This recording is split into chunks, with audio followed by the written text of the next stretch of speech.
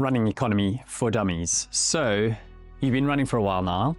You bought yourself a fancy watch. You've even probably got some fast shoes.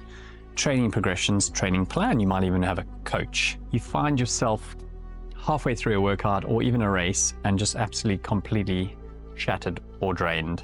It's not all about just having a very high VO2 max. Yes, our lead runners have that option to them, but for the everyday runner, running economy is vital if you want to improve your performance, but first you need to understand it. I wish this advice was around when I started 15, 20 years ago, properly competing. Just explain to me how important it is for triathletes and especially marathon runners.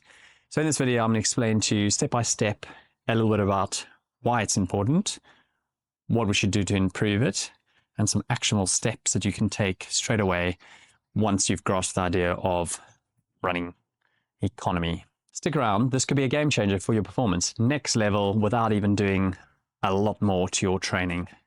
This is how we're going to do it. Let's dive into some key facts and benefits so you can learn something. What if I said to you, you can get a 4, 6, maybe 8% improvement in your marathon performance if you improved your RE, your running economy? I'm sure you're interested in that. Improved running economy, which is the amount of oxygen consumed at a given speed, leads to significant marathon performance. Every stride you take becomes more efficient. Here's how it benefits marathon performance. So you get an increased speed for the same effort. So you use less oxygen. I'm going to refer that to O2. There's a lot of chat about oxygen. So we, of course, need oxygen to fuel the muscles, and we exhale carbon dioxide. The better your usage of oxygen, which comes from training benefits, of course, we know that. We want to decrease the effort required to improve your speed. Okay, so it allows us to run faster without increasing your energy expenditure. So energy expenditure, that's crucial because ultimately that's what gets us across the line. Okay, so we're going to know from research and papers, and there's been studies at length about this, we know that efficient running means just a complete decrease in muscle damage. Now, over a 10K, there's not much muscle damage, but your marathon, if anyone's listening to this and run a marathon 2.5, 3.5 hours, the muscle damage is extreme, let alone going into ultra marathons. So we know that there's a lower energy cost, which is a win, of course, energy expenditure, and your result effect is improvement of the marathon time. So the delayed fatigue, that's crucial. We only want that to kick in as late as possible, and caffeine can also help delay the onset of fatigue from the mental, from the cognitive side. Okay, point number 3. This is key. Goes a little bit into some big terms. Just think about fuel being your input for your energy creation, ATP. That's our currency, ATP for energy. We need fuel for that. So if we improve your economy, we are going to improve your fat oxidation, which means we can go further for longer at a lower output, lower heart rate. We preserve glycogen stores, and that's what we ultimately want to do in a long distance race. Again, it's not super important over 5 kilometers, but we talking about endurance and long distance. All right, so delays hitting the wall, which we all know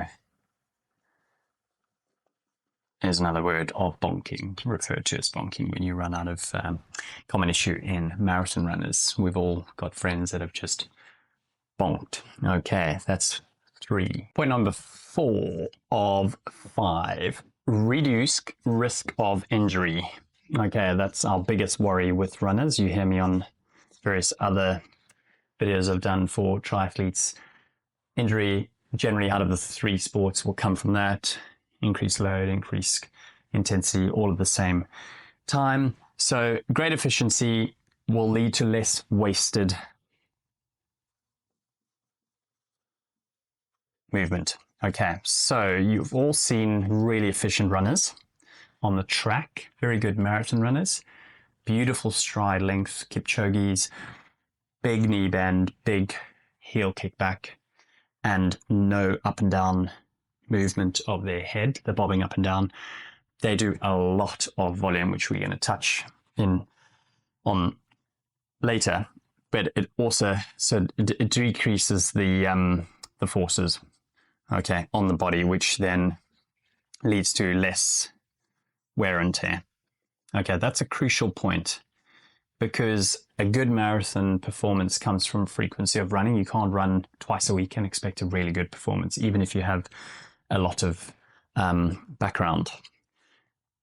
I know myself, if I just run consistently 3, 4, probably 5 times a week, I could probably get around comfortably in a nice marathon without absolutely having such high force with big wear and tear. The wasted movement from just not being efficient is monumental, especially in your 40s. And then here's a big one, and it's not just thrown in there because of the R word. So enhanced recovery. Okay, so just think about it. All these benefits that I've put there, 1, 2, and 3, has a lower use of energy, big plus. So also a lower physiological cost. Okay, so from metabolic, heart, lungs, fuel, heart rate, so oxygen capacity, your post-run recovery is faster and more efficient. Okay, so those are huge benefits, which then brings a big increase in capitals, my favorite, and every coach: increased consistency, less wasted energy, better recovery, low risk of injury. You train more, an athlete that turns up with more consistency, illness, injury, etc., will always outperform someone that's done big hero days. Okay, so there you have it, 1 to 5, the benefits. All right, stick around a couple of minutes and I'm going to show you or highlight how to improve your running economy. Please subscribe if you're enjoying this. There are some other great videos on fueling, drawing up training plans mainly for 70.3 and Ironman. I will get to marathon plans if that's something that you are interested, so please drop some comments. Okay, the big. Right, Andy, how? Now there's lots of research on this, it's not just my views. I'm just going to highlight about 5 areas. Okay, now each area has a little subsection. Okay, no prizes for guessing. Number 1 at the top. Okay, now that is shown to increase your running economy by doing plyometrics, so anything that's bounding, jumping, 2-leg, single leg. It's quite high force, so you need to pre-qualify yourself before you go straight into plyos. A good gym PT I work with always gets people moving much more efficiently before they go straight into plyos. Okay. All right, and I used to think about that as just mainly for track athletes, and I was wrong. And then here, especially for the females in their sort of 45 to 50 range for bone density, etc., and hormones, heavy work in the gym. Now, runners generally don't like that. It's been well documented. When I say heavy, 4 to 5 sets of 4 to 5 reps. Okay, so you can do your warm-up and so forth, but it's heavy lifting to really improve the muscle recruitment. Okay, something I love doing, and a couple of the physios I work with are very hot on run-specific drills, and this is something I do with all my athletes. especially my elites, is stride work. So this is also subsections that I'm going to tap on there through. So you've got running drills. There's a whole heap of those type of drills in terms of pistons, bounding, getting the right activation of your posterior chain to get the muscle firing recruited so you can actually move much quicker. Something I'm a huge fan of cadence work. So a classic example is 20 on, 20 seconds on, 20 seconds off. Really sort of fast feet, hot coals, I like to call it, running on hot coals. And then heel work. Okay, so running, doing some strides, some sprints uphill, short, no more than 30 seconds. Okay, so key areas, strength, drills, and stride work. Now, most marathon runners will do a little bit of core. They will avoid plyos because they don't want sore legs, and they'll certainly avoid that. Is that you? Yes, I've been there. Drills, it's been part of my formation since probably 2012. And then you just tap in. Sometimes you just have to maintain, and it's a matter of literally, it's a bit like a relationship. You just tap in and out, sprinkle in just to keep things working. This is gold. Okay, gold over here. Just back to point 2 on run cadence. I used my, it's probably see here, most Garmin's or Polo watches will have a cadence function, and turn off the vibrate, the beep, but you can set it to, for example, look at some of your average runs. It'll give you a score 160, 165. That's obviously both legs. We're after, I believe from research, we're striving for as close to 90 as possible. So leg cadence, every time your foot hits the ground over a period of a minute, that's quite quick.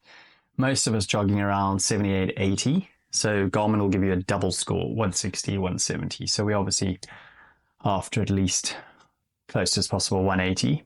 Once we put a pair of carbon shoes on, for example, like this bad boy, which has a nice rocker effect.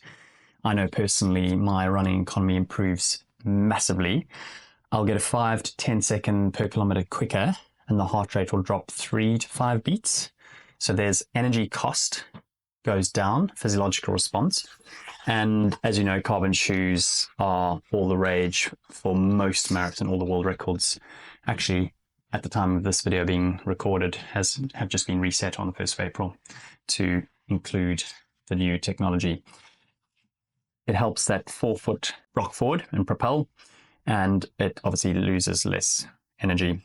You don't get much mileage out of them. I use them for races and, of course, some short, quick workouts to just try and improve the adaptation. It's quite tough on your calves. Number 3. So if we improve our breathing, now you might go, oh no, breathing. Okay, so a lot of us just breathe in the upper cavity. Okay, so we have an inverted breathing pattern, not diaphragmatic breath. Okay, so you can read the book called The Oxygen Advantage. I've mentioned that in some of my previous videos, I believe. That'll give you an insight into how strong the breath is. If we relax the upper body and immediately start breathing better, there'll be less energy cost, and that's exactly what we are after. The form, there's been a lot over the years, and I've seen from the biomechanical world, forefoot strike, midfoot strike, heel strike. We never try to force anything. That's the general rule of thumb. But we know a midfoot strike is probably the most efficient. You're never going to run a marathon on your toes. Some people can. Okay, so I would really try and keep your center of mass below you, improve your cadence, and get a midfoot strike going. Okay, not something I've done much of, but from hemoglobin and a red blood cell count, this is obviously all to do with oxygen. Okay, so there's been research about oxygen efficiency improvement, spending time, and then you come back down to sea level. Nothing is more important than, we know this, and that's why marathoners do a lot of mileage. It comes at a bit of a cost. High mileage done is wear and tear. That's why good mechanics are important. That's why good footwear, and very low intensity. So around your LT1, lactate threshold, turn point 1, about 75 to 85% of your max heart rate. Again, such a big range for every individual. More trained athletes will be on the lower side. Unfit people starting will be way high. Sometimes you have to walk. If you read a bit about MAF training, maximum aerobic fitness training, I'll do a video on that at some stage. I use that a lot with my athletes. It's around your LT1, okay, your first turn point, when you are in a very good steady state where you can have a chat, conversation, okay, like zone 2 training. Okay, and there you have it. Some practical steps and techniques to improve your running economy. I hope you found it useful, and some of the techniques that I've given you to implement into your training straight away. If you really like it, please subscribe, follow for more videos on different topics, and please comment, as I said earlier, on some areas you would like to be covered, and stay consistent. Enjoy it. See you in the next video.